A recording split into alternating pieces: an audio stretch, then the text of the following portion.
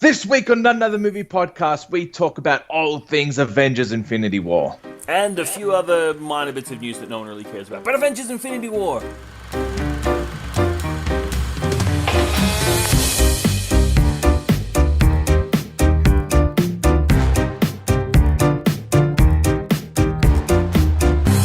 Hello and welcome back to Another Movie Podcast. I am Sean Pierce. And I am fully erect, Sean Kelly. I think we've been fully erect for the last 3 days now, actually. Exactly right. This is the movie we've been wanging for. I know you were meant to say. It's okay. It's the movie we've been hanging for. It's the movie they've been building up to for 10 years. And we're going to give you our initial thoughts, some movie news, and then a very heavy spoiler conversation at the end of the show. For me, this film was everything that I wanted it to be and more. I couldn't believe what they managed to pull off in this film with the amount of characters that they had. Yeah, exactly right. It was messy, but it was a beautiful mess. And they couldn't have done a better job, I don't think. See, that's an interesting thought. I wasn't expecting you to say messy. Oh, yeah? Yeah. Oh, What? Without giving anything away, what made it so messy? Just because there was so much to say in the... And it went for 2.5 hours. Yeah. But there was so much in that. And it's basically action from the go. And just because there's so many different threads going on, I think they did a good job of pulling it all together. Yeah. But I'm really looking forward to the next one because I think a lot of that peripheral messiness will be taken care of. Well, I actually thought that the story and the movie flowed really well. I mean, you've got so many different elements that you've got to try and combine along with so many characters. Like we're talking about scenes on Earth, scenes on space, scenes on different planets. We're talking about cosmic realms. We're talking about time travel. We're talking about everything. And to manage to put all of that into one film along with like 50-something characters, I think it was. Yeah. The Russo brothers have done an enormous job here. Yeah, I think, as I say, I still think they've done as good a job as you could possibly do for a film of this scale. So yeah, and look, if you haven't seen it yet and you're listening to this podcast, please go out and see it. I spent every class that I had on Thursday after I saw it. I started every class with the speech. This is the most important thing a teacher will ever say to you as you head into VCE. Go and see Avengers Infinity War before it's spoiled to you. Don't worry about studying. Don't worry about homework. Just go and watch this goddamn movie. You won't remember what I tell you in this class, but you will remember that film until the day you die. Well, I'm 100% on board with you there because now this wasn't Marvel's fault. I'm going to say it was the distributor's fault. But a big fuck you for opening Avengers Infinity War on a public holiday because not only were the cinemas packed, but they were packed with ferals. Dead set ferals everywhere. Like the cinema that I was in, because you were able to see a seating chart on my phone, there was literally 2 seats left in the whole thing out of 200. And I reckon at least 100 of those were kids. Yeah. So I reckon they should have had like a fan-only screening on the with the adults. So you're only going to get people who are actually there to watch the film and not, being dragged along with their parents. Some dickhead in my cinema brought a baby into the film. Yeah, that's the worst. Now, the baby was pretty well behaved, but there were certain scenes where, it was starting to get quite emotional and the story was really, starting to hit fever pitch. And then you hear it, for fuck's sake, get that baby out of here. That was you, though, wasn't it? It was. Yeah. There was a certain parts that did touch the heartstrings a little bit. Pretty weepy.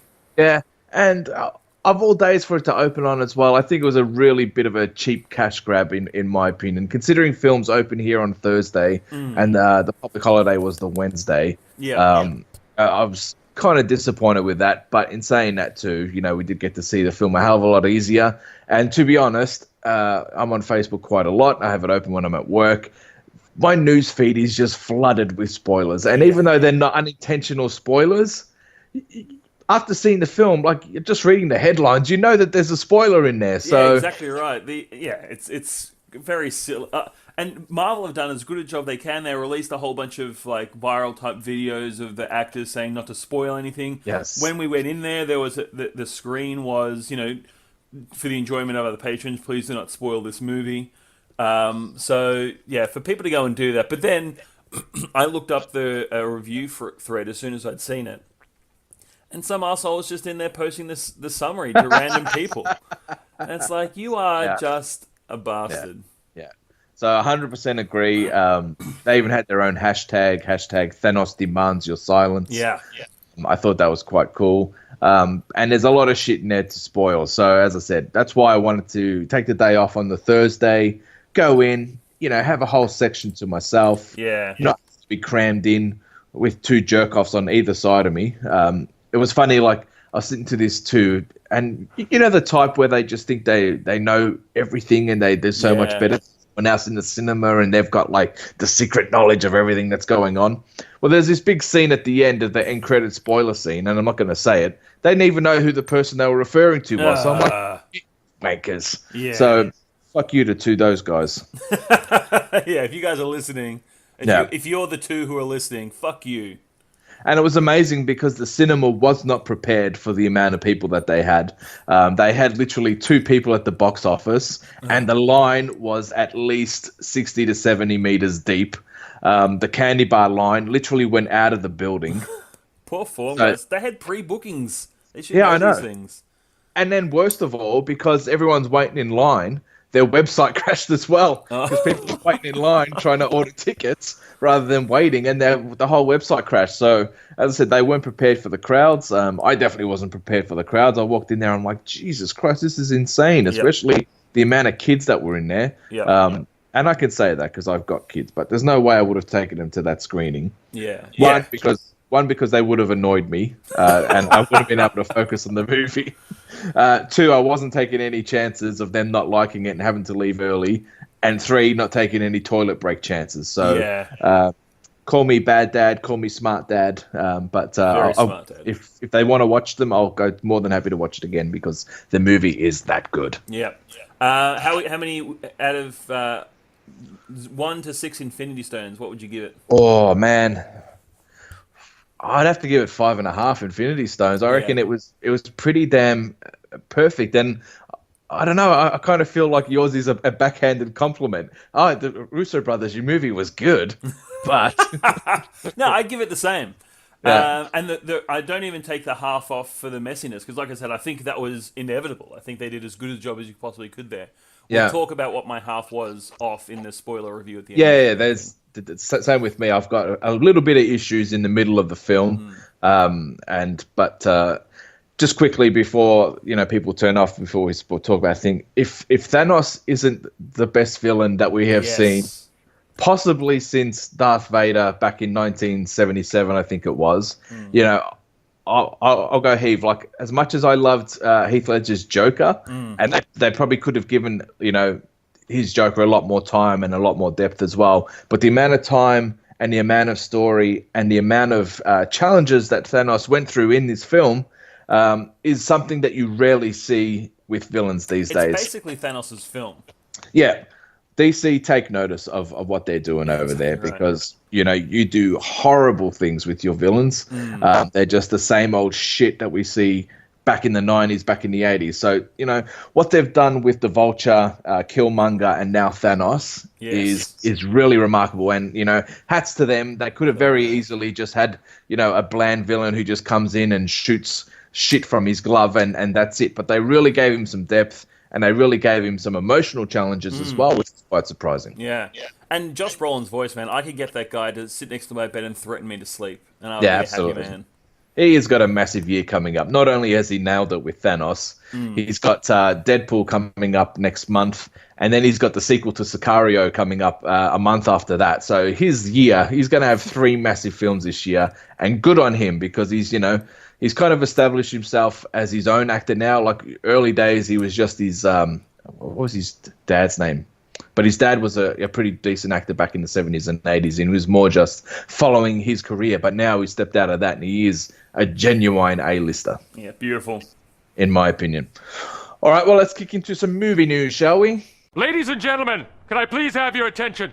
I've just been handed an urgent and horrifying news story. All right, well, there's some big rumblings happening over at the DCEU, and they must be just sitting back in pure fallacy this weekend, thinking, Jesus Christ, this is what we want to do. You know, they've got a villain like Darkseid, which they could actually do this. Yeah. If they just waited and they were patient and they built the story around it rather than try and rush. But anyway, news came out this week that they are going to push back the Suicide Squad 2 film. They're going to push back this Gotham City Sirens film for a new Harley Quinn-led film called Birds of Prey, which is going to focus on the Harley Quinn character and also introduce Batgirl into the DCEU. Yeah, I think this is such a decision that was made in a room of producers rather than actually an organic way for this universe to expand.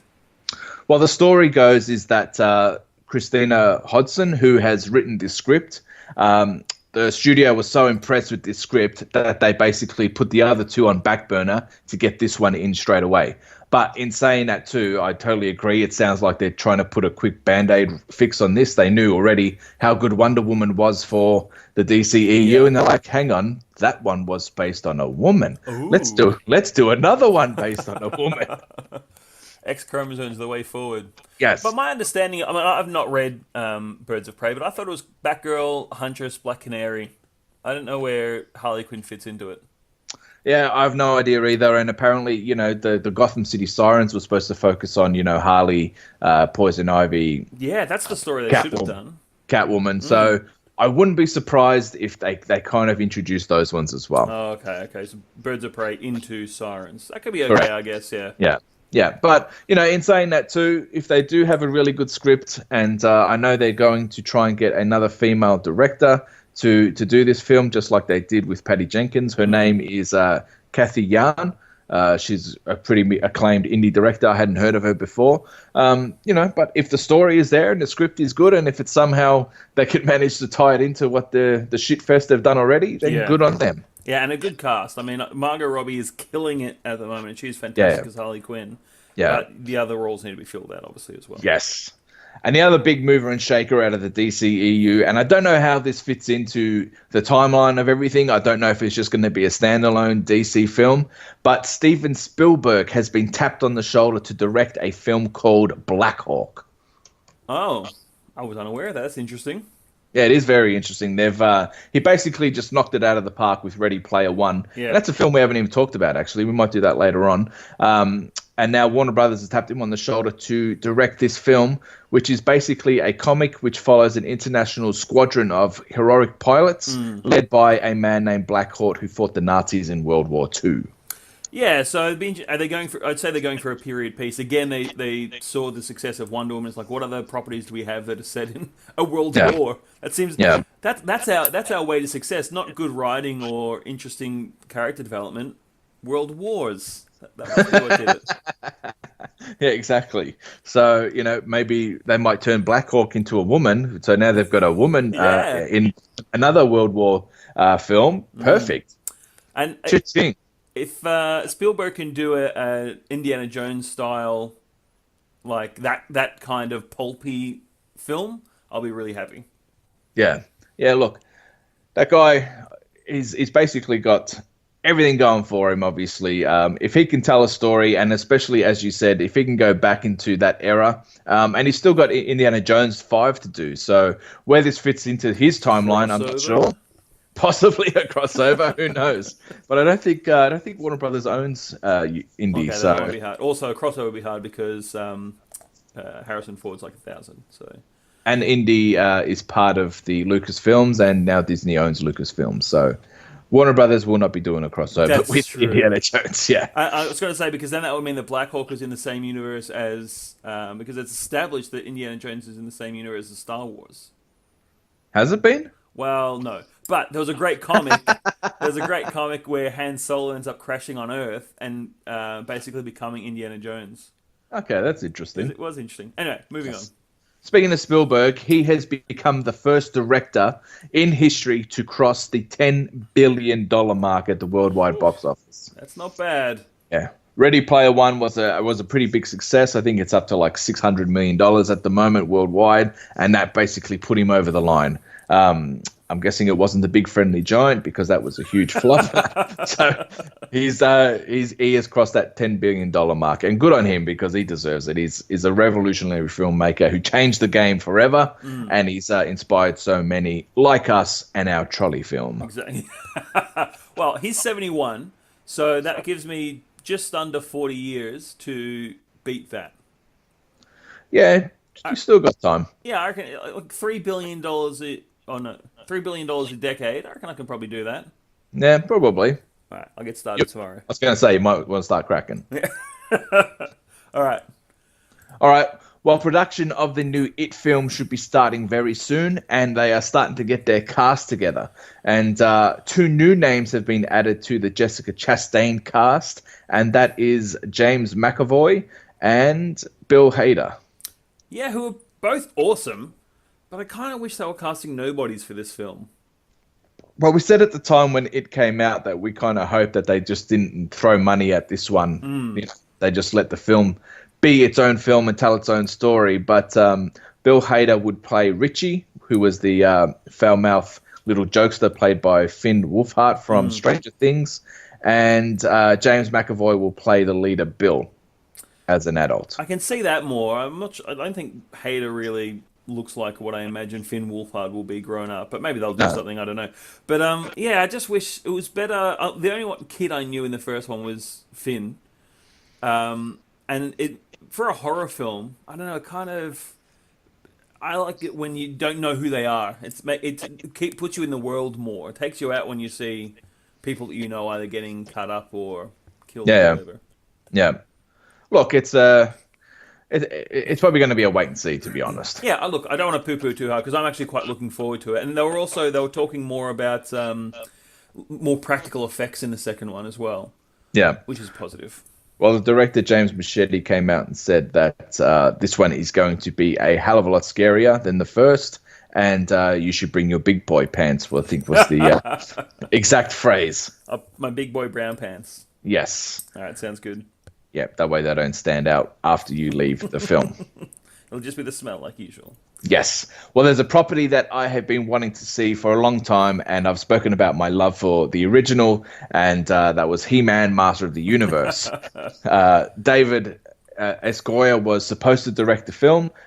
He did write it, but he passed, and now they have hired two brothers named Aaron and Adam Nee, which I'd never heard of before. I looked them up, and they directed a film called The Band of Robbers, which Roger Ebert gave it 1 out of 5 stars. Ooh. So that's not exactly praise. No, it's not exactly good track record. So hopefully Sony knows what the hell it's doing, because I would hate to see this one fail. Well, it's bad news when Goyer doesn't want to direct after having written it, surely. Yes, I agree. It's usually a whiff of turd coming from that script. Yeah, that's a shame, because I think that's a cool property. Oh, it is a cool property, and they can turn it into something really special over a really cool trilogy if they wanted to. But whether that's going to happen or not, it's a wait and see. Yeah, okay. Well, speaking of Sony, last week they dropped the new Venom trailer. I thought we might talk about just this trailer. I absolutely shat on the first one that they released. I thought it was a really bad 90s-esque action film from the director of Ghost Rider and Daredevil. And I got to say, this one did not do anything more to enthuse my enthusiasm for this film. Yeah, I'm very not sold in this film, unfortunately.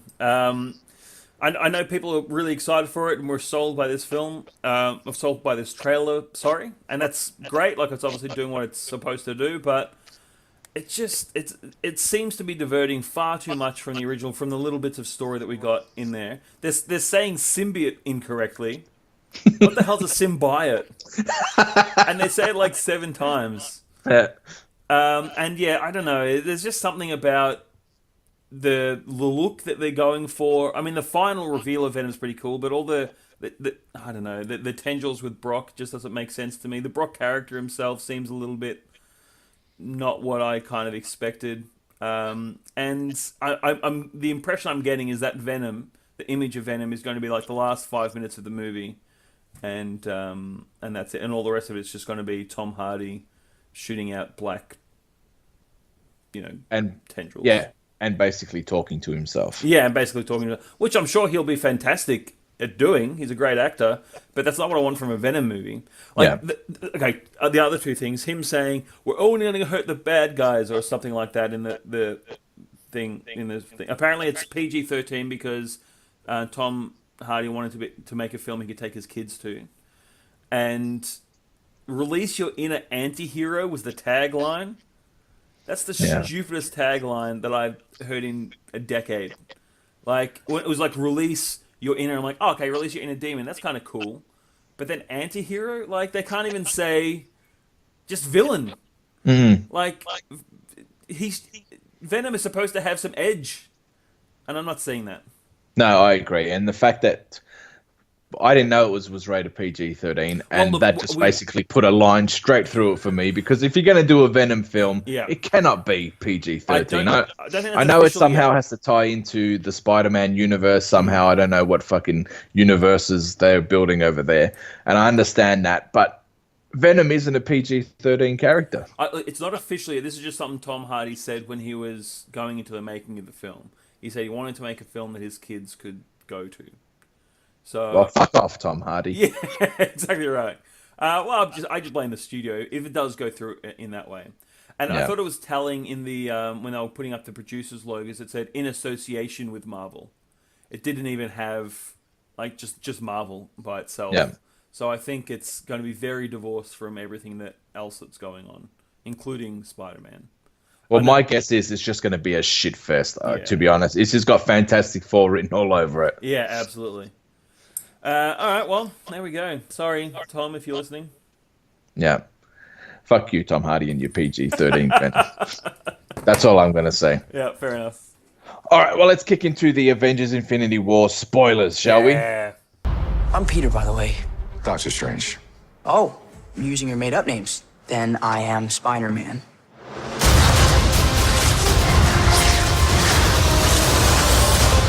All right, now, as we said, if you haven't seen this film, go out and watch it. You know, I don't care if our numbers are low this week, because everyone needs to go and see this film. It is that damn good. And to go in there with absolutely no knowledge at all makes it even better, because I remember you and I were chatting, and I said, the embargo isn't going to come out until after we see this film. But for some reason, I got the times wrong, or they changed it, and I woke up that morning and all the reviews were out. And I'm like, fuck it. The only thing I'm going to have a look at is the Rotten Tomatoes score. And it was at like 94%. Then I but there's a few reviewers that I like watching their videos on YouTube. And I started one, and I'm like, you know what? I've only got 2 hours to go. I'm just going to go in there completely blind. And I'm so glad that I did, because the story, the surprises, the shock ending was what you want from a movie. And you rarely these days, because either one, they show way too much in the trailers, and I actually stopped watching all the TV spots for this after the second trailer. I didn't want to see any more.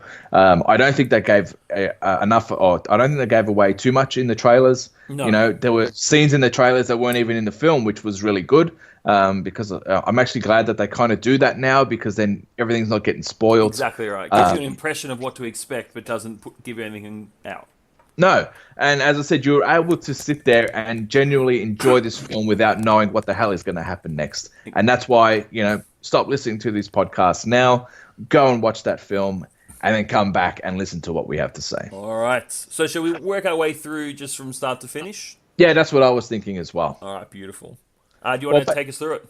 Yeah, sure. Well, basically, the film opens up, and I'm quite surprised how quickly we got into this, because even when they went through the Marvel logo, which has got that beautiful big music and you get all pumped up, we weren't hearing that. I'm like, what the fuck is going on? Turn on the volume. Yeah. But it was basically, the film opens up and Thanos has basically, the film picks up where the end credits scene of Thor Ragnarok ends, where Thanos' ships comes up over the Asgardian ship. And then the opening scene is basically Thanos walking through, and his Dark Order walking through a destroyed ship. There's people from Asgard dead all over the floor. He's already got one of the Infinity Stones. Which, to be honest, I was kind of disappointed that we didn't get to see that because, that was locked away in a safe in Xandar. I would have loved to have seen him gone there and just cause pure mayhem to get that back. So that was my only kind of disappointment in the film, that we didn't get to see him get all of them. I understand there was so much to do in 2.5 hours that we couldn't. I want them to release that as like a comic or something. That would be cool. Well, there actually was 2 prelude comics, so I'm quite surprised they didn't put it in there. But in saying that too, if they put it in there, then everyone would have, said that this was already done. And can we just, before we move on, think about the people who are dead here. Korg is dead, we assume. Well, I hope not. Valkyrie? Yeah. Possibly, probably dead. Just on Valkyrie, there was actually talks that they were going to do like this female mashup film, which was going to have like Black Widow, Gamora, Valkyrie. Oh. So I don't know if that's going to happen now, considering the way things ended, which we'll talk later on. Yeah. But that was a really cool concept. But you're right, we didn't get to see their bodies, so fingers crossed they're not dead. But I can't see how they could have survived. I didn't even know how the fuck Thor survived, to be honest. Yeah. That was interesting when Thanos just left in his. I mean, he was blowing up the ship, so because I'm not usually a fan of when the villain just like walks away and leaves the hero alive. Yeah. But what this was a situation of was Thanos underestimating Thor's durability because he left him in an exploding ship, which did explode, but he just happened to survive it. Do you think? Yes. And the other one, Loki. Yes. Well, we'll get into that. So basically, the first one that we see is fucking poor Hemdall get a sword straight through his heart. Yes. That was quite sad. And I actually thought the Soul Stone had something to do with him. So they pretty much knocked that theory straight on the head, straight off the bat. Yep. And then, of course, we get Loki trying to negotiate his way into Thanos' heart, you could say. And Thor says, bad luck. The Tesseract isn't here. We left it on Asgard. Yeah. And Loki's like, oh, well, just on that. So then, of course, You really Thanos are the gets... worst, brother. Yes, Thanos gets the Tesseract. And it's a really good interaction there. Even though the scene was quite tense, there was some really good, funny moments between Thor and Loki in that scene, which you kind of didn't really expect to happen, in a scene that was supposed to be that tense. Yeah. So then, obviously, of course, Thanos gets the Tesseract. And he ends up killing Loki within the first 10 minutes of the film. I'm like, Jesus Christ, that's when you know we are in for something fucking hellish in this film. Because if they're willing to knock off a character who's basically been there since day one, that quickly, then I'm like, shit, this film has got no emotions at all. Yeah, but does he, though? Like, for Loki to go up and try and stab Thanos is pretty, not necessarily out of character, but it's because he's a pretty shrewd guy. I would not be surprised if he was actually just hiding somewhere, like doing his illusion thing. Yeah, well, that's possible too. Because, and then trying to make it seem like he died. He's already done it twice. It wouldn't be out of character for him to do it a third time. And yeah, so I think we'll find out next film. Because if he does come back, I think a lot of people will be very happy. I wouldn't be too upset if he stayed dead. I like the idea of a universe where people can stay dead, and we'll talk more about that later on. But yeah, the fact that he basically chokes him out in the first 5 minutes of the movie, you're like, yeah, shit's real here. Yeah, I agree. And I'm with you. I think maybe they could have given him a better send-off. But in saying that too, he basically did give the Tesseract to save up Thor's life. So, he does have some redeemable qualities there, and with his death.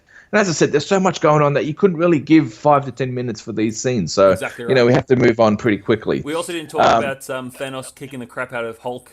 Yes, that was so good. Yeah. So basically, Thanos is all armored up, ready to go. Then Hulk comes out and he starts fucking laying into him. And then I don't know the names of the Dark Order, but they're cool. Were... I'm just going to go through them now. All right, yeah. You want to hear their cool names? Yes. There's Corvus Glaive, who's the one that meets his end with Black Widow. Proxima Midnight is the chick, which is a friggin' awesome name. Black Dwarf is the guy with the hook. Yeah. And Ebony Maw is the one that picks up Doctor Strange. Yeah, he was quite good actually. He was really menacing. Yeah, I like. There was just absolutely no emotion on his face at all. He was just purely there to kill and destroy, which was really cool. I enjoyed his character. Yeah. So basically, Hulk comes out and he starts laying into Thanos, and then Ebony Maw says, "Just let him have his fun." And then that's when you know, oh shit, Hulk's about to get fucked up. Yeah. So as soon as Hulk gets his smashes in, bang, Thanos then just kicks in, and then you just see the real raw power and strength of Thanos. Not even does have to use any of his magic from his Infinity Gauntlet. It's just pure raw strength, and he smashes Hulk to bits, basically. And I think that links into. I assume that's why later on in the film the Hulk is a little bit impotent. Yes. But we'll talk about that when it happens. Yeah, that was quite funny, actually. Yeah. So basically, then the ship blows up. Heimdall sends Hulk down to Earth. Yes. So he gives him a quick exit plan, and you kind of thought he would have done the same for Thor, to be honest. Yeah. You know, Thor's a god, but then again, maybe he doesn't need to. He can protect himself. So Hulk gets sent down to Earth, and he ends up landing in the Baxter Building. Not the Baxter Building. No, not sorry. the Baxter Building. Doctor Strange's building. Yeah. What's it called? I know. Sanctum Sanctorum. Yes. So he ends up there. The Asgardian ship blows up. Everyone else is destroyed, and then later on we find out that Thor has been floating in space, and later gets picked up by the Guardians. Yeah. But onto that later. So basically, now that we are in New York City, the Hulk is with Doctor Strange, and then Tony basically gets forced into this situation as well, because Bruce Banner lets Stephen Strange know that Thanos is coming. They better tell Tony Stark, so they get Tony Stark involved.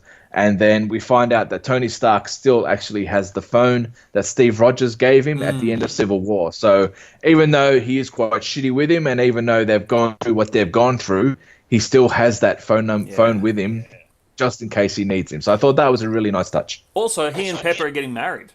Yes, and that's quite exciting. Exactly right. So there's this idea of him settled down. Like I'm getting the real impression of, oh, god damn it, that cop was one day away from retirement. I'm getting that kind of vibe about Iron Man's plot here. Yeah, and I was kind of expecting that in this film later on. Yeah. But I think they must have left it for the last film. So there has to be some type of sacrifice that Tony does to save Pepper, I would say. It was a great already, like straight away Stephen Strange coming out of the portal to Iron Man, basically like, you've got to come with me right now. Like already they had that the relationship between those two was fantastic throughout this whole film. Yeah. And actually, I was surprised how much screen time Doctor Strange got, to be honest. He was in this film quite a bit, and he has a massive to-do later on in the film. Then, of course, Ebony Maw comes down to Earth because they want the Time Stone. There's an awesome battle between Iron Man and Doctor Strange. Spider-Man's spider senses goes off as soon as he sees the ship come down to Earth. He gets involved. Bruce Banner tries to get Hulk involved, but he kind of has the feeling that you get when a male goes to a public urinal, and even though you're busting for a piss, sometimes you might get stage fright. Sometimes you might be a little bit nervous to come out. Oh gosh. That was the feeling that I got from Bruce Banner, because he's trying to get Hulk out and he's trying to get Hulk involved. But as you said, possibly because he just got his head kicked in by Thanos, he's too scared to come out and play. So Bruce Banner doesn't necessarily have a role in this fight. But they do end up killing Ebony Maw, and then where does the film go after that? Then they all end up going into that spaceship. Yes. And then Doctor Strange, Spider-Man, and Iron Man set off on their journey into space, into the cosmic realm. Yeah, Iron Man tries to gives Peter Parker his new suit. Yep. And tries to send him home, but he catches on and sneaks on board. So then you've got like such a cool little party of Strange and Iron Man and Spider-Man against Ebony Maw, and then it sort of leaves them for a while. That was one thing that I thought with the film that was part of that messiness. Time seemed to be a little bit wibbly wobbly, because something that would take 2 minutes in one area, you cut to another area and it's been like 10 hours, and then you cut back and it's only been like 5 minutes or something. Yeah, that's fair. Yeah, yep, but like you can get your way around it. I can understand it, but it was just something that felt a little bit strange. Yeah. So from there, then we're introduced to the Guardians of the Galaxy, I believe. Yeah, we go to the Guardians from there. Yeah. And we go to Scotland. Oh yeah, so we catch up with Vision and the Scarlet Witch. Yeah. And basically, yes, those two are in love. They're trying to escape from everything. They're just trying to lead normal lives. But then obviously Thanos knows that Vision has the Infinity Stone that he needs. So then he sends down, which two Order members It were was they? Proxima Midnight and Glaive, the guy Yes. with the big thing. And can I Yes. just say, this is a great example of just how full on the beginning of this film is. Like, we had this amazing fight scene just then, and then it goes straight into, oh, nice little scene, and then suddenly, bam! Yeah, Vision gets into another stabbed. one. Yeah. Yeah. So then basically Vision gets injured. They get away with the stone because then our saviors come in. Captain America, Scarlet Witch, and Falcon. Yep. It was only those three. They come in and save the day. They rescue Vision and Scarlet. They take them away in the jet. And then after that, we're introduced to the Guardians. Yeah. So then the Guardians basically are on their way to the Collector to try and get the Reality Stone back. That's right. So they split up. So they find Thor. Oh, yes. And they have a fantastic scene with Thor, like Quill lowering his voice to be more Thor-like. Yes. And then Rocket, Thor, and Groot go to get Thor's weapon. Yep. They get another weapon made. Stormbringer, yeah, and the rest go to try and intercept Thanos at the Collector. Yes. So then we basically get to the planet where the Collector is, and everything seems okay. Thanos has the Collector, and he wants the Reality Stone, and then they try to set up and sabotage the situation and try and stop him from handing over the stone. But then it all turns out that he already has the Reality Stone, and what they've been seeing isn't the reality. And then he basically brings the walls down, and the whole planet is destroyed. That the Collector is dead. Yeah, which is a fantastic way to show the power of the Reality Stone, just quite. Yes. Now, was that Benicio del Toro? Yes, it was. Yeah. Because I'm watching it and I'm like, could he not do this and they just got another actor in? Because it wasn't looking like him for me. No, he was definitely there because I saw his name in the credit scene. Okay, that's fair enough. Yeah, Yeah. But this first scene was a fantastic initial setup of the relationship or continued development of the relationship between Gamora and Thanos. Yeah. Because she kills his illusion, thinking it's him, but cries, and that's when Thanos makes the revelation and talks about how I can't remember he's pleased or whatever that she's still crying over him. Yeah. Which was a fantastic reintroduction to their relationship. Not to mention the flashback that we'll talk about later. It was quite surprising, actually, because I wasn't expecting them to go in that path. Obviously he still loves her and she still loves him, but the path that they're on, they just cannot be a family anymore, and they cannot have that relationship, even though it was a forced relationship. And they show a flashback of Thanos going to Gamora's planet and basically doing what he wants to do to the entire universe and basically wipe half of it, so the other half can live and have more space and have more food and have more resources, rather than have so many overpopulated planets that they can't, basically have everything that they want. Which is a great motivation, just quietly. Yes. Yeah. So that's basically Thanos' motivation for having all the Infinity Stones, is to basically wipe half the population, so then the other half can survive a lot better than what they're doing at the moment. So that's where we go. Now we have to get through this. We've got a lot to get through, and we're going to go long here. So Thanos basically gets the Reality Stone. Then then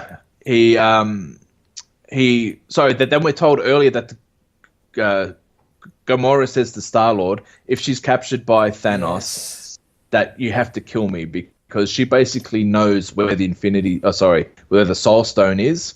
And she doesn't want that information getting out, and she definitely doesn't want Thanos to have it. So there's this awesome scene where Thanos has Gamora, Star-Lord has a gun pointed at Thanos, and she says, "Don't kill him, kill me." You made a promise. And then Star-Lord pulls the trigger, or they say, "I love you," and then bubbles come out of the thing. So basically Thanos has been able to take control of the weapons, and he takes Gamora away. And then he basically makes her give her the location of the Soul Stone. That scene's really great, though. And when Thanos kind of likes Peter more, that he was going to be willing to kill Gamora. Yes. He respected him more as a person just before he vanished away. Yeah. It's just and that's one of the small things that just make him a really great character. But then you have this really messed up scene where he's torturing Nebula. He's got her all stretched out in that field. Basically what he's been doing his whole life to her. He's been basically cutting her up and putting different pieces together, and that's why she looks like the way she does now. So in order to save Nebula, Gamora agrees to give Thanos the location of the Soul Stone, and this is where the biggest kick in the guts, I reckon, in the film comes in. So she takes him to the location of the Soul Stone, and then lo and behold, the protector of the Soul Stone is no other than fucking Red Skull. I couldn't believe it. The whole audience was genuinely like, type moment. It was so damn cool. And it was one that I was not expecting, because Hugo Weaving has gone on the record many times saying that he would never work with Marvel again. I don't know if it was Hugo Weaving, though. But its voice sounded exactly like him. So if it wasn't, whoever did the impression did a really good job. You know, for all we know, it could have been a digital character, because the technology that they used to bring Thanos to life and make him look like a genuine person, not just a CG villain. He looked genuinely like a human being in obviously a big fucking Thanos suit, but obviously it wasn't. All right, so basically we're at this part where now Red Skull tells Thanos that he has to sacrifice a loved one to get the Soul Stone. Yes. And there's this beautiful scene where Thanos actually starts tearing up, and he's not looking at Gamora yet. And then Gamora actually says, you know, she's quite relieved because he doesn't love anyone. And then he turns around and she's like, big baby, you got tears because you can't get your final stone. Yeah. And he goes, no, that's not why I'm crying. And then it comes out that he generally really loves her, and he knows the sacrifice now that he has to make, that he has to basically kill his daughter to get the Soul Stone. And he says something on the lines of, you halted my plans once, I'm not letting it happen again. Yeah. And he picks her up and he throws her off this fucking mountain. Yeah. To the Soul Stone. And I was genuinely like, holy shit, that was huge. The scene where she says, "Oh, you're crying because you got your thing," and the Red Skull says he's not crying for him or something like that. Yeah. And then the look on Gamora's face when she realizes, it's messed up, and it just like such good writing to show to the audience that he does love Gamora. Therefore, he is capable of love. Shows what just makes him a much deeper character, because he clearly genuinely does. Otherwise, the Soul Stone wouldn't have given itself up to him. No, I agree.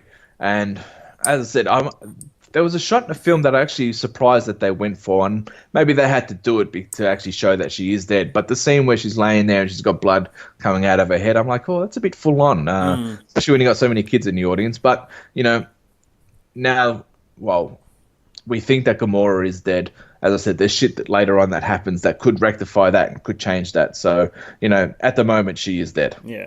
And I just looked it up. It was Ross Marquand from the Walking Dead who played the Red Skull. Oh, okay. So it he did a fantastic job. Yeah, All right, very interesting. Well, there you go. I said Hugo wouldn't work for him, and he stood to his word. So good on. Yeah. All right, so then later... Sorry. I was going to say, I really want like a mini comic or something that shows us the journey from Red Skull getting sucked up by the Tesseract to end up being like the ghostly protector of the Soul Stone. Like, I want to know what happened in that. I think that's cool. And is it from here that we go back to Iron Man, or from here do we catch up with Thor and Rocket and Groot? Nebula and the remaining Guardians on Titan. So, yes. Yeah, and Stark and Peter had their fight with the Guardians. So they eject Ebony Maw out into space, and I didn't think that was going to be the end of him. Yeah, same. I thought it was a bit of a waste. Yeah, I thought like it should just show him moving in space. Like even if he doesn't come back this film, even if he doesn't come back next film, like just have him out there somewhere plotting to come back, because he could make a great villain in a future Doctor Strange film. Yeah, I agree. But anyway, they're on Titan, and the Guardians and the mini Avengers get into a little bit of a tussle. Yes, and then that's where they realized, you know, neither of them work for Thanos, and they're both on the same page. There's some really good interaction between Star-Lord and Iron Man and Doctor Strange here, and Spider-Man as well, of course. There were some really cool pop culture references, especially to the film Aliens, which is how they got rid of Ebony Maw. And they basically come up with a plan to try and get the Infinity Gauntlet off Thanos. And of course, that doesn't go to plan. That's friggin' awesome, just quietly. It's too much to talk about, and there's not enough time to do it. So yeah, I'm sorry. But that's all right. We've We'll got to quickly stop. get through the film. We've got to stop on that scene though, where they've got him. Their plan comes out. Like Spider-Man's holding one arm, Strange is holding the other, Drax is holding his feet, Mantis is on his head, and they're trying to get the Infinity Gauntlet off. And then Peter comes back and finds out that the Gamora's been killed. Gets it out of him. Yeah. And seeing Thanos, feeling sad about what he had to do, and then Star-Lord fucking everything up. Yeah. And then Thanos pulling the friggin' moon down on top of it. Yes. Like, it was such a good scene. Yes, yeah, I know what you're saying. And then there was a brilliant setup beforehand where basically Doctor Strange said that he would never give up the stone, even if it meant Tony Stark's life or Peter Parker's life. But then he's also... So they've set that up earlier, and now they're in a situation where they're pretty much fucked. Yep. So... Stephen Strange says that he's gone through like 14,000 or 14 million ways that this could end up, and there's only one where they all survive. So that was set up before, and then he has to basically hand over the time stone to save Tony's life. So I thought that was a really good setup, because obviously he knows what's happening, and he knows the only way to the only way that they could fix this and the way that they can win this is basically to give Thanos all of the stones.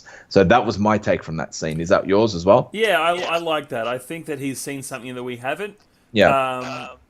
Or that Tony is the key to solving the issue. Yeah. So therefore he had to survive no matter what happened, whether Thanos had to get the Infinity Gauntlet or just Iron Man had to survive. One of those things in order to be successful. Yeah.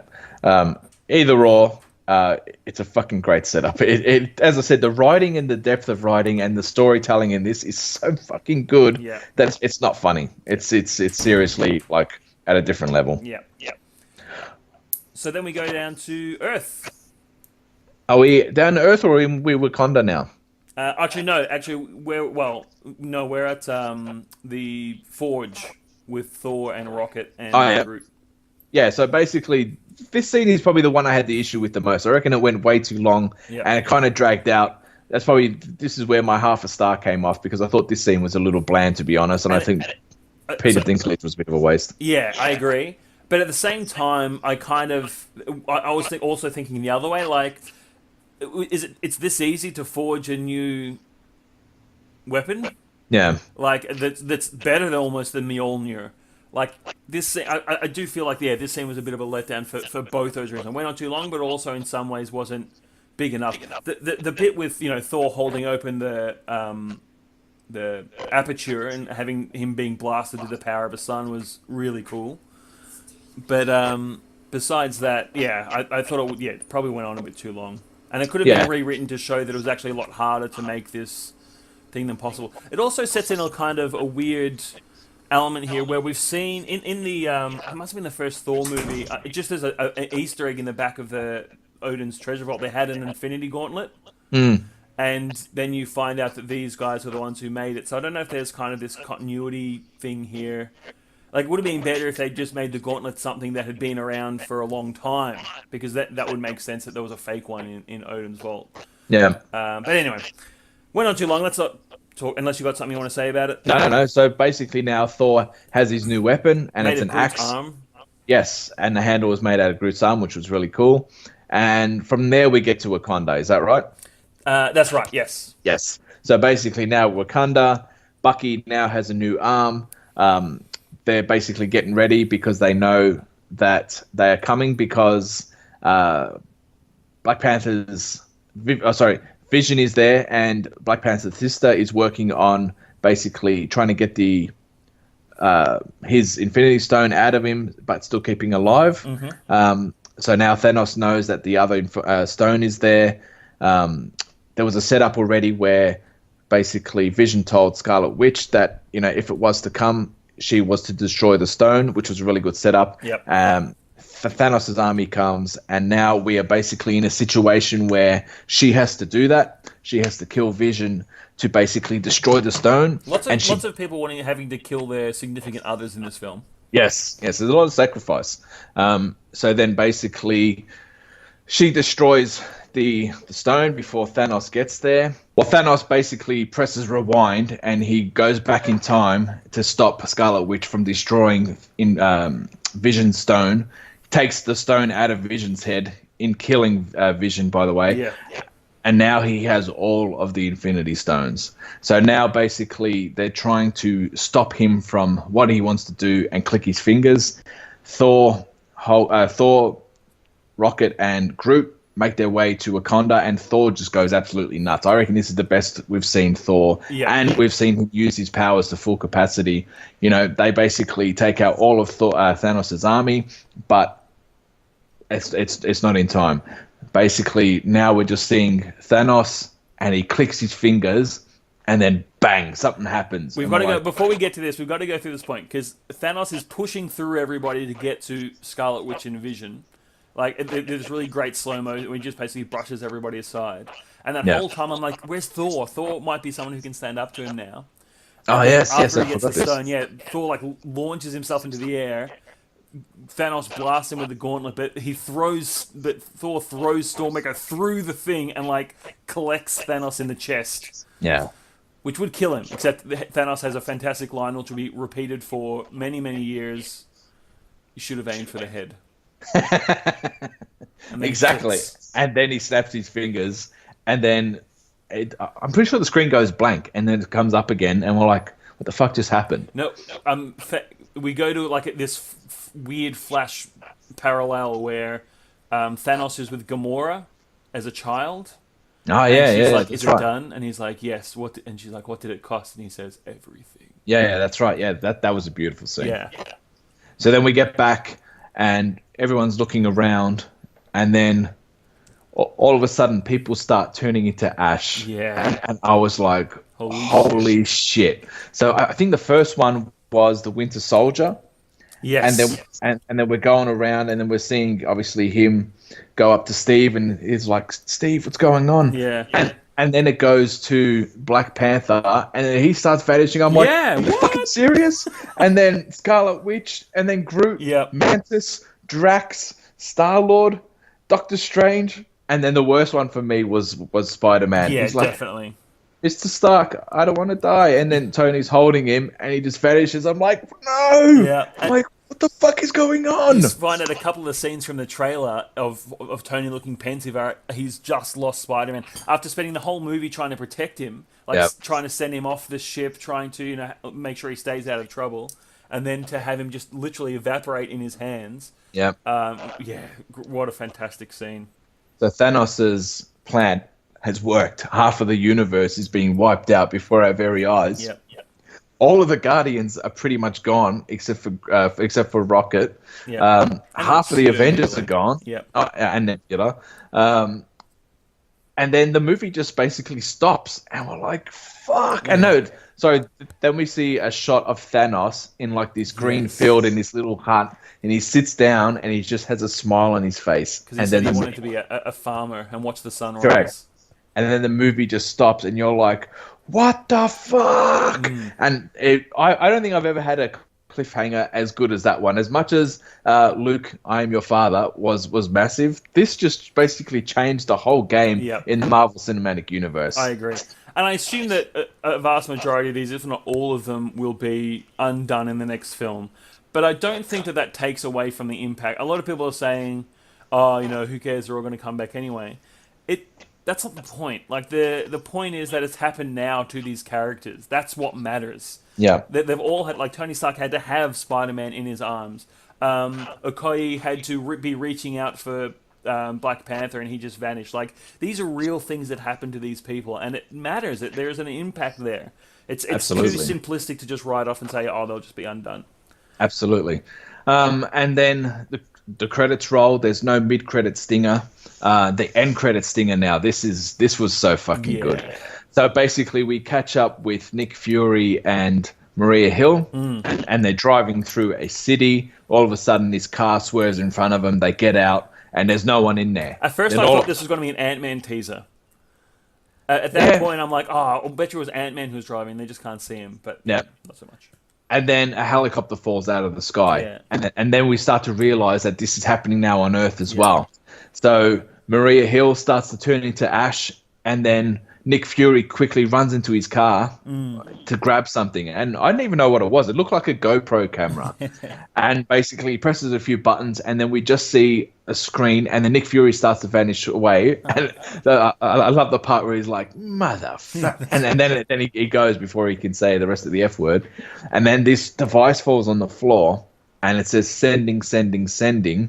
And then all of a sudden, we get the icon of Captain Marvel. Yeah. And I was just like, holy shit, this is so fucking cool. And I'm like, fuck, now we got to wait a whole year to find out what the fuck is going on. And that's where the film ends. Yeah, but it's such a good place to end. It's just so hype for Ant-Man and Wasp coming out in a month. Well, I got a feeling this movie must take place before what happened in Infinity War. Yeah. I can't see how this could follow Infinity War. Look, I do agree. Unless... Yeah, I agree. Just from what we've seen in the trailers, that would make a lot of sense. Yeah, it cannot follow it because obviously the next two films is Ant-Man and Wasp. Yep. And as I said, I got a feeling that happens before Infinity Wars. The next one after that is Captain Marvel. We know that takes place already in the 90s. So I don't think there's anything between these two films. Yeah, which is great. So basically the next Avengers is going to be the bookend for this storyline, and then we're going to start a different storyline after Avengers 4. Yeah, hopefully with some X-Men and some Fantastic Four. We'll see, because we're primed. With the Gauntlet, you can do anything you want with the universe, including introducing some much-needed franchises. Well, there's been some awesome theories. My theory is that Captain Marvel will come down, she'll defeat Thanos, and I think Nebula will somehow... I reckon it might be Nebula who kills Thanos, because she was there kept for a reason, and it's actually her that turns everything back to the way it was. But I think that's just too cute. I think that's just too expected.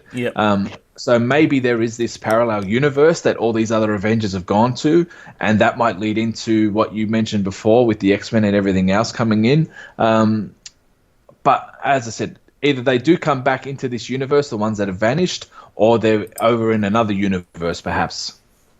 Yeah. What are your thoughts? That could be interesting. I just think that they're gone. I just think they've been vanished. But because I agree with you, because in the comics it is Nebula who puts the universe back together.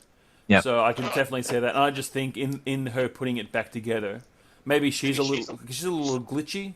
Yeah. So maybe she just glitches the universe somewhat, or maybe it's not enough. Like maybe in order to repair this universe, she needs to merge it with other ones. She can't just create something out of nothing. I don't know. Yeah. But I'd say it's more than that. And I'd say those other characters do come back. Or imagine if they don't come back, and actually the ones they bring in are from other universes. So yeah, we get Captain America again, but it's not the Captain America that we know. That's true. So that could be an interesting way to bring the character back, but also still have our Steve Rogers that we... Oh, sorry, Steve Rogers is still there. Even Spider-Man, like our Spider-Man, but not the same one that was there. So it's still Tom Holland, still with the same general concept of who he is, but different. And so that would be really sad, but interesting. Well, there's the theory that the original Avengers will sacrifice themselves to bring back the ones that were lost. Oh, okay, I can see that. Yeah, so there's a sacrifice of possibly Thor, Iron Man, Captain America. Those original ones might sacrifice themselves to bring the other ones back into it. That's another theory as well. Yep. But we could have this discussion for so long. And apparently there's set photos. Now, I haven't looked too much into this. When they were filming part 4, is that they are all wearing the original suits, and they recreated the scene from the Battle of New York from the first Avengers film. So there is possibly a time travel element to this, and they go back in time, going all the way back to there, because the set photos apparently had Steve in his old Captain America suit from Avengers 1. He was clean shaved. His hair was cut back to the way it was. So there's a possible, slight hint as well of what's going on. Oh, imagine this. They go back to the fight in New York, and rather than Tony going through that portal, they all go through that portal because they're like, we're going to fuck Thanos up now before he gets any of the gems. Yes, that's a cool theory. I like that one. So that's cool. And it leads into Tony's vision of them all being strewn along, on a debris in space. Yes. Kind of cool. I like it. That's fucking awesome. I like that one. That sounds a hell of a lot more plausible. Yeah, I'm down. Well, whatever happens, I'm excited. The time stuff might be how they bring Captain Marvel into it, because I don't know where she's been this whole time. But either way, it's a fantastic freaking film. What was your favourite moment? Favorite moment for me would have to be every scene that Thanos was in. As I said, I'm always into villains and what they were able to do with him. But I think the most hardcore scene that I love the most was the one you mentioned where he pulls the moon from the sky. So fucking good. That was so good. Yeah. I love the reveal of Red Skull, even though it was a minor point. I thought that was friggin' awesome. And yeah, I don't know. Probably my favourite scene was when everyone started to vanish, which sounds really messed up, but it gave weight to the whole film, so I was pretty wrapped with that. Yeah, especially the ones that vanished. Like, the one for me was Black Panther. I was like, holy shit, they are really going for it here. And then when they got Spider-Man, I was like, fuck, they're not pulling any punches. Exactly right. All right. All right, well, that wraps up the show. I hope you enjoyed our debrief and conversation of Avengers Infinity War. Do go out and see it. I hope you just haven't listened to this and you're like, oh, those assholes just spoiled the whole movie for me. Go out and watch it. I hope you come back and listen to this all the way through after you have watched it. And give us your thoughts as well when we post this on our Facebook page. Would love to hear from you. All right, that wraps up another episode, another movie podcast. I am Sean Pierce. And I am Sean Kelly. And let your week be a good week until next week.